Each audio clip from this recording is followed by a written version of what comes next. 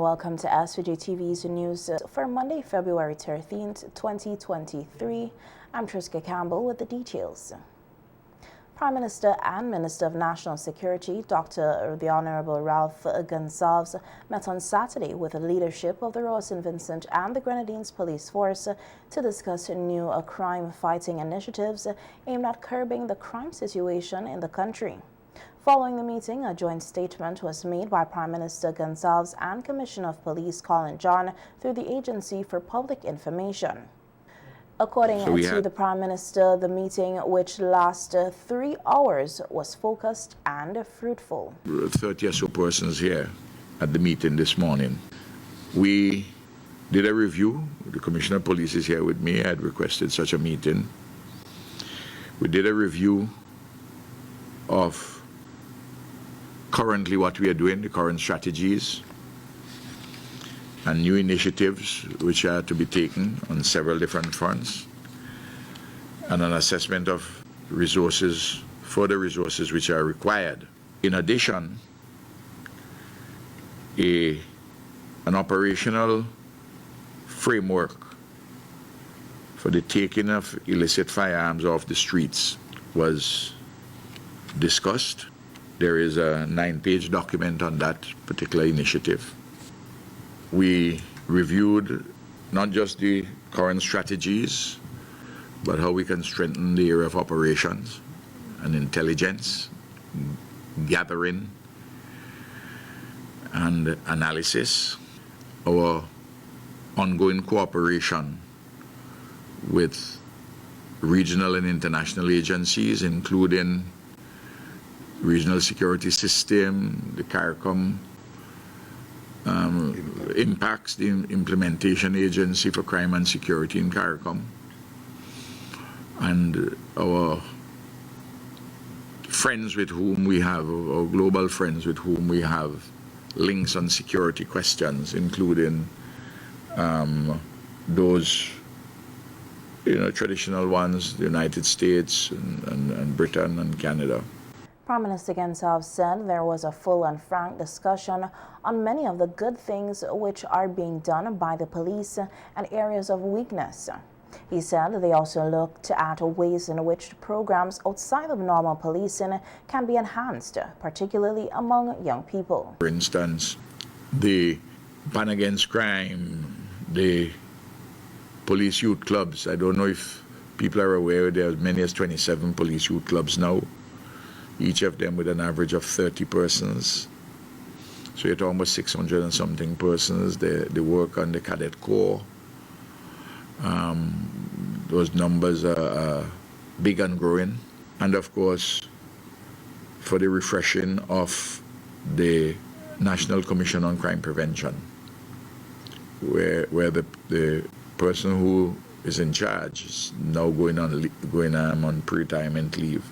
So we have to have fresh leadership there. I believe that we had an excellent discussion.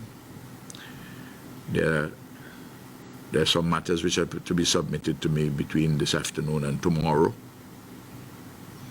because there's some urgency in certain things. I'm not going to talk in details about operational issues. I'm not going to talk in details about some of the initiatives, the new ones, which are going to be taken. But you would have seen the increased patrols, for instance, in some places of the country. But when you quote-unquote lock down certain areas or have a very strong presence, sometimes you have spillovers into other areas, some persons begin to use other theaters of activities, and those have to be strengthened. I think that given the homicides which have taken place in 2023 already coming on the back of what happened last year, I think this particular meeting, this particular session was a very important one. And I'm sure that the Commission and his entire top leadership would have been reinvigorated. At some time I will have a meeting with rank and file members of the police force, sometime pretty soon. Noting that the job of policing is dynamic, Commissioner John said they have to continually assess their performance and see how they can improve to be more efficient and effective in fighting crime. The year 2022 was not a very good year for the police. We recorded record homicides, and this is not a proud record for the Royal St. Vincent and Grenadines Police Force. Hence, we went back to the drawing board. We are still going back to the drawing board to look at areas in which we can ensure that that record is not repeated and that we police St. Vincent and the Grenadines in a more effective and efficient manner. More specifically, the issues of homicides within St. Vincent and the Grenadines. As an organization, we look at areas in terms of community collaboration, in terms of prevention of crime, detection of crime, and ways in which we can ensure that the confidence in the police is in some case improved, or some persons may say restored, because we have persons who may say that they have lost confidence in the police. So we have to, in the cases where they have lost confidence, make sure that we make it a concerted effort that the confidence of the public can be restored in the police. We have done some practical things, such as the increase in patrols in hotspot areas. We are ensuring that this is continued. We are building relationship with the public. In regards to the issue of the magistracy, Commissioner John said they will be seeking an audience with the relevant authorities to address some general concerns in terms of the delivery of justice. He said the Royal St. Vincent and the Grenadines Police Force will also redouble its efforts for a safer country for citizens and visitors. On radio last Friday, opposition leader Dr. Godwin Friday said the crime situation in the country is getting out of hand and making people feel unsafe. Because we don't seem to know what is going on, what the police are doing about it, and where it's going to happen next. And that is really what is creating the feeling in the country that, you know, things are, they're not what they used to be. They're gone way beyond the pale now. When I was in law school, I remember one of the things that stuck with me. My sentencing professor, he said, it don't matter what the sentence is ultimately that you are going to put on the books. If the feeling is that you're not going to be caught, and that if you're caught, that sentence ain't going to apply to you, it's not going to deter anybody. Because ultimately, the two things that deal with crime in the long term. One is deterrence, which prevents persons from taking things into their own hands. And the other, of course, is the social conditions that we have in the country that deter people, put them into more constructive activity. That's a more long-term kind of thing. But you have a situation now in the country where you have people, crimes are being committed, high-profile crimes, and nothing is being, or appears to the people that nothing is being done. Because for one thing, the police don't come back and report what is happening. Do you know what is the situation with Precious Williams' case? Do you know about the woman who was killed out at the airport? Do we know what is happening with Mr. Cornelius John? Do we know if that the person who was convicted of having nearly 60 pounds of cocaine and get less than 3 years, is the prosecution going to appeal that sentence? I mean, that is what is happening, is that it does not appear that there is some certainty as to what is going to happen when you engage the criminal justice system. When that happens, people are more prepared to take chances. Some people will respond to their crime all over the place. We know that, but the point is people all over the place don't feel insecure because they know that something is being done about it. We don't have that sense in this country that something is being done about it. Dr. Friday said there is a need for a national event to bring people together to help to address the crime situation, noting that where there is a national crisis, there has to be a national response. To sort of say, listen, we're pulling the brakes on this. Everybody, as a society, you know, this is not something that you should be dealing with as a partisan political issue. What do you mean? By that I mean, let's start with a big national event. And I am going to organize it if nobody else will do so. Where the community come together and say, listen, as a community, we're going to do something about this. We have to have greater trust between the police and communities for dealing with offenses, because this is where you get convictions. This is where you get people feeling that, no, if I do something, other persons are going to cooperate with the police and we're going to deal with it. The police have to be more professional. Also, to give assurance to people who are cooperating with them, who are providing information, because you can't have a solution to crime if the police are out there working like by themselves. The community have to cooperate. That trust between the police and the community is broken because the police themselves, act in ways that alienate the community rather than bring them together. So we need to have an event where we say we are taking stock, we are coming together as a community, we are going to let bygones be bygones in a sense. Let us as a community say, listen, this is gone too far. Let us come together and find ways in which we can all work to bring our communities safe again. The opposition leader said the narrative that some of the crimes involve a certain set of people and do not concern the rest of the population is nonsense. Because, crime is crime no matter who commits it, where it's committed, and the state has a responsibility to deal with it and to make our citizens feel safe. So we have to get rid of that narrative entirely, that the crime is somehow compartmentalized into some sort of area where you feel that this is not really a societal problem. This is not something the rest of us to be concerned about. There is always a reason. There's always a rationale. There's always an explanation for criminal activity. You could always do it for any area. One time you have criminal activity in the home, domestic violence. You say, oh, that's just a family matter. It's just that family. You don't have to deal with it. But we say, no, this is a societal matter. This is something that affects all of us, because it makes us all feel either unsafe, or that the society that we live in is one that is that tolerates inhuman behavior and creates a condition in which we don't want to live in. We want to be able to go to a karaoke place and feel that you don't have to be worried that somebody might just show up and shoot up the place. You want to come off a bus and feel that somebody can come and just spray the place. When did this used to happen in this country, that you feel so unsafe? In other news, Prime Minister Dr. Gonsalves left the state today for Guyana, where he will participate in the second International Energy Conference and Expo.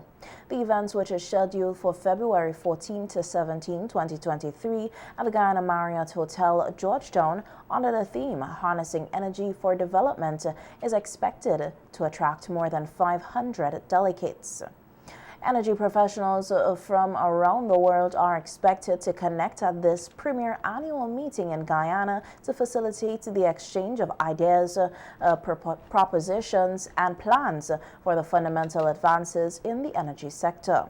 The energy sector in Guyana has continued to grow in the prominence in the global landscape. The sector has also grown in importance in the national economy, which has led to unprecedented economic growth in the country, making Ghana one of the fastest growing economies in the world. After participating in the International Energy Conference in Guyana, Prime Minister Gonsalves will head to the CARICOM Heads of Government meeting in the Bahamas, which will be held from Wednesday to Friday of this week. The Prime Minister said on the agenda for that meeting are issues touching on crime and security. I'll have an opportunity to meet with people also from the European Union, from the United States of America, both as Prime Minister of St. Vincent and the Grenadines and as the pro tempore president of CELAC, where some of these, in this particular subject, crime and security, would be one which we would explore further regional and hemispheric cooperation. It is the intention of the government always, and the police force, not to give the criminals any space whatsoever. Radio personality and political activist Colin Graham was rushed to the Milton Cato Memorial Hospital today after falling ill on live radio. Graham reportedly collapsed in studio at Nice Radio here at Dorset Hill while hosting the New Times program for the opposition New Democratic Party, the NDP. Commenting on the incident, NDP President and the opposition leader, Dr. Godwin Friday, said he was preparing for his weekly appearance on the program when Graham fell ill and that he was taken to the hospital by the party's General Secretary. Asking listeners for their prayers, the NDP leader said Graham was alert and speaking, telling relatives not to worry, he is fine, but they are still very concerned about him and his well-being. Local dental surgeon Dr. Anthony Mack is warning persons that the consumption of alcohol and smoking can lead to harmful diseases such as oral cancer. Dr. Anthony Mack and dental intern Dr. Zaya Martin were discussing the issue of oral care on the API's morning SVG program today. Alcohol and smoking, which is, those two are one of the most, and normally when you have persons drinking alcohol, you normally have them being smokers as well, right? These two bad habits are one of or two of the most prevalent. It is two of the most dangerous habits that can be combined because those two habits are the precursors of oral cancer. And even if persons don't, some persons might say, oh, I've been smoking for what, 40 years, nothing has happened to me. So 10 more years, I doubt 40 years is, you know, so it sort of falls back to them not totally being conscious of what can happen because it hasn't particularly happened to somebody that is very close to them or they don't see signs of it happening. Speaking on the causes of tooth decay, surgeon Dr. Mack recommends persons brush their teeth at least 3 times per day for better oral health. The primary cause of tooth decay, it often starts with an insufficient or infrequent use of the toothbrush, although that might be very, very simple. It often starts as not brushing the teeth. That's one. Is that a big thing? How much of a problem is it?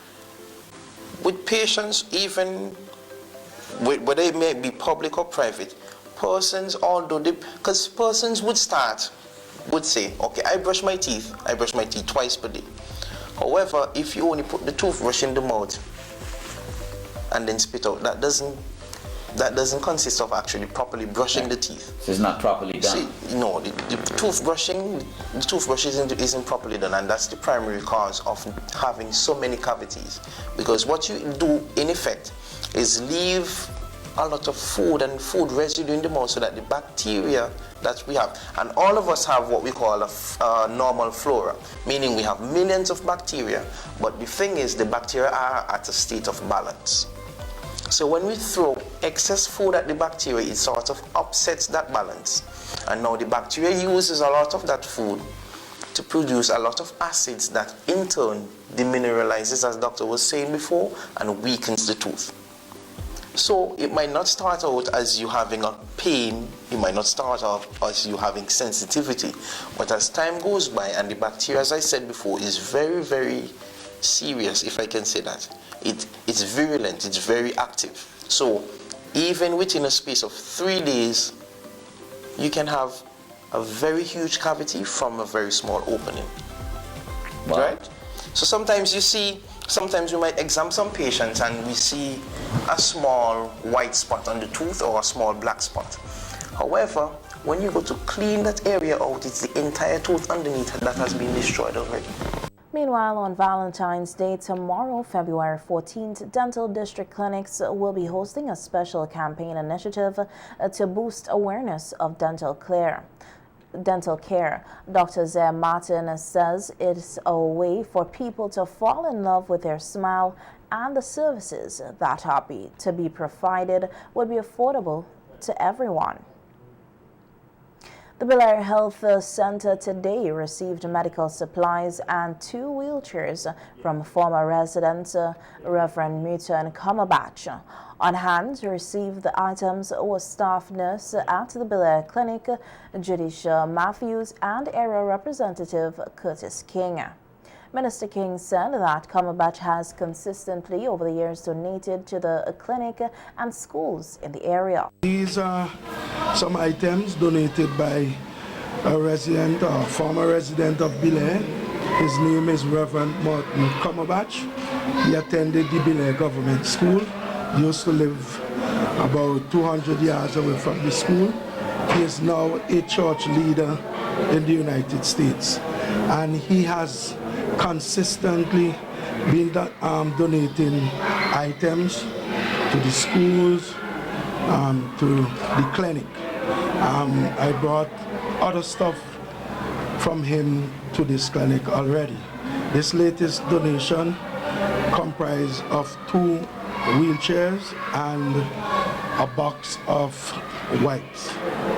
So I'm very happy to hand over these items on behalf of Reverend Cumberbatch. Staff Nurse Matthews thanked Cumberbatch and other persons who made the donation to the healthcare center possible. I want to say on behalf of the staff of Belair Health Center, thanks for the donation. It is timely and it will be made for good use. We really need the wheelchairs and we are so grateful for your donation, Mr. Cumberbatch. Students at the Belair Government School are expected to benefit from its upgraded library, which was reopened today as part of celebrations for the Literacy Week being observed under the theme Changing Lives One Book at a Time. The library is more developed with a wide collection of books and literacy equipment provided by the Mustique Charitable Foundation, Hands Across the Sea, and other stakeholders. Expressing gratitude to the donors, principal of the Belair Government School, Camille Nichols, said that the school is trying to save the lives of the students by encouraging them to read. We want to thank those who have made it possible today for us to open this library. Hands Across the Sea, we have the representatives here today, and we were very happy to be on board with them. The library committee, who worked hard in putting it together, and we had donations from other groups and organizations. Mr. Past Reverend Cumberbatch donated some books, and we had other groups donated. So we want to thank everyone, because without their contribution it would not have been possible. And to the library team, headed by Miss Humphrey and Mrs. Gibson, I give them a big round of applause for working so hard, putting this program together. I thank you. Representative of Hands Across the Sea, Ina Bullock, said that the Belair Government School is one of 15 schools to receive a donation of books from the non-profit organization. A very wide collection of books that are shelved here and are ready for the students to borrow. I want to thank the Mustique Charitable Foundation for their continued help in the donation of the books. I want to say thanks to the leadership of the school for embracing the opportunity to improve the level of literacy in your school. And I really want to also personally commend those teachers who have come on board to see this a reality. Special thanks to Ms. Humphrey and Ms. Gibson for really leading the way. They have done an awesome job to rearrange, to throw out old books, and to just have things neat and ready here for the students to enjoy. Bullock urged the students to make use of the opportunity being provided to upgrade their literacy skills. I want to encourage you teachers to provide the opportunities for these children to make use of what is here. There are books available, as you can see, to suit every grade level. On this side we have the books that are suited to kindergarten and grade 1. On this side we have grades 2 and 3. In that section over there we have grades 3 and 4. And for the more advanced students we have their collection further down, grades 5 and 6. We also have this section here that forms a small reference area for the children. so that they can come here, read these books, but they do not borrow to take home. 7 students were also trained and received a certificate to function as student librarians. Area Representative and Minister of Education Curtis King, who addressed the ceremony, spoke on the importance of reading and encouraged the students to use the school library wisely. Books, and we know that they will be used wisely by our students. Teachers, I want you to encourage the students always to read. And I'm speaking to the teachers now. Too often I hear in the schools that you have a literacy coordinator, and everyone seems to be waiting on the literacy coordinator to do reading. But reading is very much part of the curriculum, and we all can help our students to read by focusing time for that and by ensuring that the children read. So I always have to make this point. Yes, literacy coordinator, we expect that you would play the leading role, but teachers, we are all teachers of reading, and let us not neglect that. Finally, I want to thank the administration of the school, thank also the library committee and all the teachers who have worked very hard to ensure that this project is up and running. Minister King also expressed gratitude to all the stakeholders responsible for upgrading the Bel Air Government School Library.